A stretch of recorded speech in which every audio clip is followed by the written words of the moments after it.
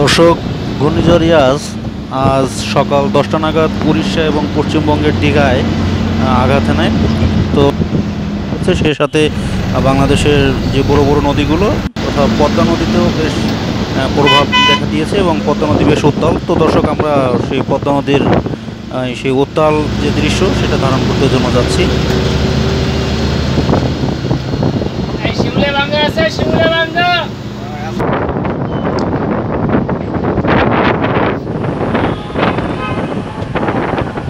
ঘূর্ণিঝড় ইয়াস ভারতে আঘাত হানার সাথে সাথেই পদ্মা নদী উত্তাল হতে শুরু করে। তো দর্শক, দেখতেই পাচ্ছেন নদী বেশ উত্তাল।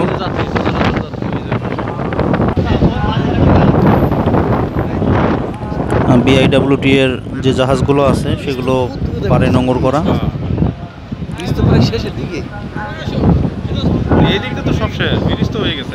সকালের সাথে সাথে মানে বেলা বেড়ার সাথে সাথেই নদী বেশ উত্তাল হতে থাকে।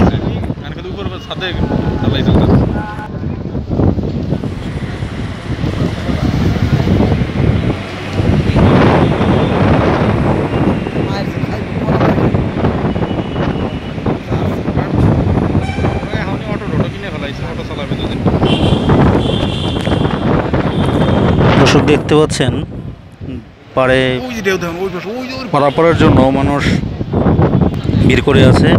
তো ফেরি সহ সব ধরনের নৌযান চলাচল আপাতত বন্ধ করে রেখেছে বিআইডব্লিউটিসি এবং বিআইডব্লিউটিএ কর্তৃপক্ষ। তো ঘাটে যে ফেরিটা নোঙর করা আছে, তো মানুষ সেই ফেরিতে অনেকটা ভিড় করে আছে। আমাদের এপারে মাওয়াঘাটের এই প্রান্তে প্রায় 9টি ফেরি আছে, আর বাদবাকি ফেরিগুলো কাঁঠালবাড়ি ওই ঘাটে নোঙর করা আছে।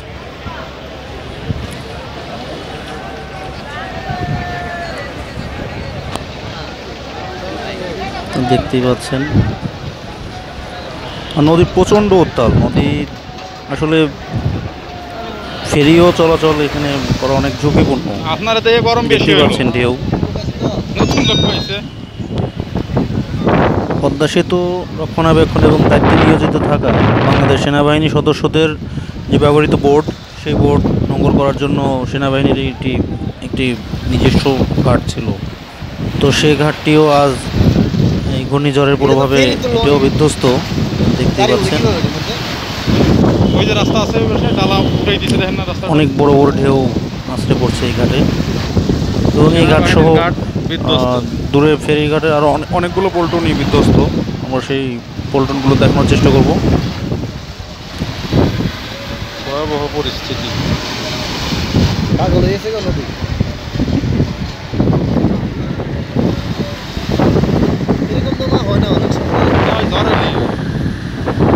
প্রচণ্ড ঢেউ, প্রচণ্ড।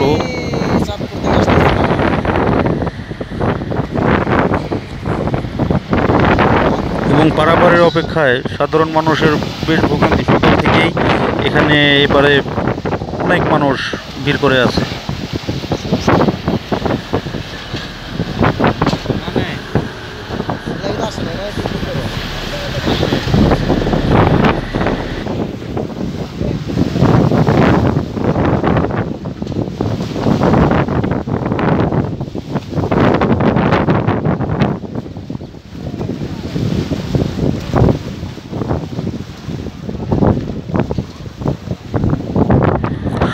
দর্শক, দেখতেই পাচ্ছেন নোঙর করার ফেরিতে মানুষ কিভাবে উপচে পড়ে ভিড় করে আছে। আসলে আদৌ এই ফেরি আবহাওয়া অনুকূলে না আসা পর্যন্ত ছাড়বে কিনা তা কিন্তু কেউ বলতে পারছে না। কিন্তু আমাদের সাধারণ জনগণ, যাত্রী সাধারণ যারা আছে, এরা আজকে সারাদিন অপেক্ষা করছে এখানে।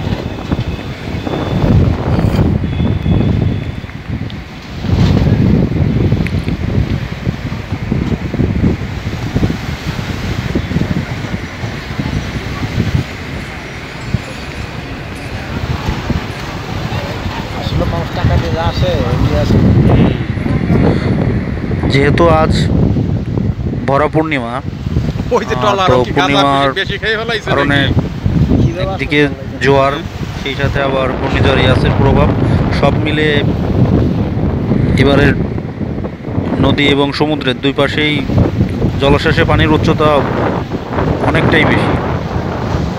সাধারণত আমফানের সময় আমাদের যতটুকু পানি হয়েছে পদ্মায় বলেন বা উপকূলীয় অঞ্চলগুলোতেও, তার তুলনায় এবার পানি অনেকটা বেশি। আমফানের সময় আমফান যখন আঘাত আনে তখন ভাটার সময় ছিল, আর এবার টোটালি ভিন্ন। এবার ভরা পূর্ণিমা চলতেছে, তো পূর্ণিমার কারণে এবার আমাদের ভারতসহ বাংলাদেশে উপকূলে সব জায়গায় ক্ষয়ক্ষতির পরিমাণটাও বেশি। আমরা আজকে যে নিউজ দেখলাম, যখন এই আঘাত আনে উড়িষ্যা এবং দীঘায়, তখন ঝড়ের বাতাসের চাইতে জলোচ্ছ্বাসের ক্ষয়ক্ষতির পরিমাণই কলকাতা এবং উড়িষ্যায় বেশি ছিল, এবং সেটাই এখন আমাদের এই পদ্মায়ও তাই লক্ষ্য করা যাচ্ছে। পদ্মায় একই পরিস্থিতি। ভৌগোলিকভাবেই বাংলাদেশ এবং ভারতের পশ্চিমবঙ্গ, আমাদের এই অংশটা এখন এই ঘূর্ণিঝড়, এটা এখন প্রতি বছর একটা রেওয়াজ হয়ে গেছে। আমরা পরপর কয়েকটা বছর দেখলাম, আমফান দেখলাম, আইলা দেখলাম, মহাসেন দেখলাম, পরপর প্রতি বছরই এখন ঘূর্ণিঝড়টা আমাদের আঘাত করে। তো জানমালের ক্ষয়ক্ষতি ব্যাপক হারে, যার ক্ষতি হচ্ছে শুধু তারাই বুঝতেছে।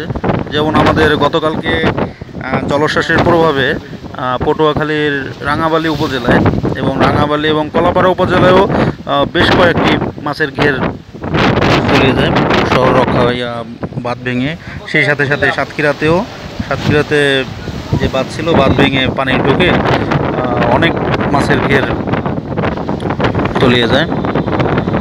তা আসলে এই যে ঘের কেন্দ্রিক যে এলাকাগুলো, যারা ঘেরের আসলে মালিক, ক্ষয়ক্ষতি তো মূলত যাদের হচ্ছে তারাই বুঝতে পারতেছে যে আমাদের এই প্রাকৃতিক দুর্যোগের ফলে কত সর্বনাশ হচ্ছে প্রতি বছর তাদের।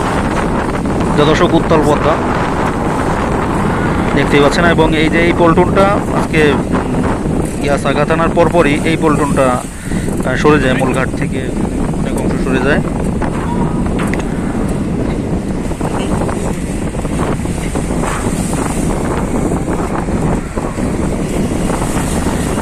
দেখছেন উত্তাল পদ্মা।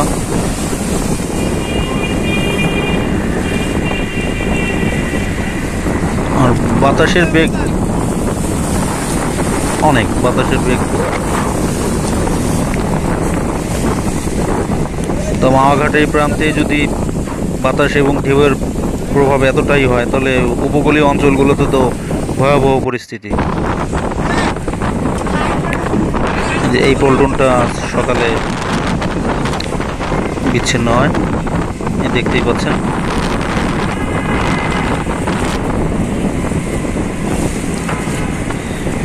পরিস্থিতি স্বাভাবিক হলে বিআইডব্লিউটিএ কর্তৃপক্ষ এটা আবার রক্ষণাবেক্ষণ কাজ শুরু করবে।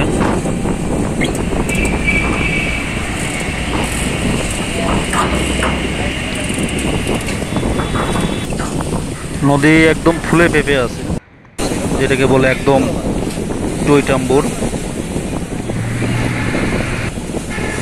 বাংলাদেশ সেনাবাহিনীর ঘাটটি একদম বিধ্বস্ত। মানুষ আপনি আপনারা দেখলেই সাথে দেখছেন উত্তাল পদ্মা, এবং বড় বড় ঢেউগুলো ফেরি সহ পল্টনে যখন বাড়ি খায় তখন বিকট আওয়াজ শুনতে পাচ্ছেন, পানির যে শব্দ।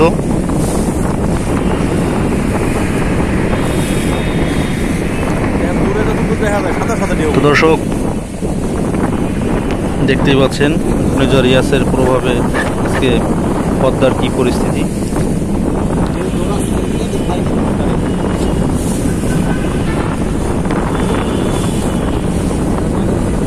তো দর্শক, ঘাটে পারাপারের জন্য পণ্যবাহী ট্রাক সহ বেশ কিছু পরিবহনও আটকে আছে। আবহাওয়া স্বাভাবিক হলে ইনশাল্লাহ কর্তৃপক্ষ আবার ফেরি চলাচল স্বাভাবিক করবে। তো এই ছিল আজকের পদ্মাপাড়ে ঘূর্ণিঝড় ইয়াসের আপডেট। সবাই ভালো থাকবেন। আল্লাহ হাফিজ।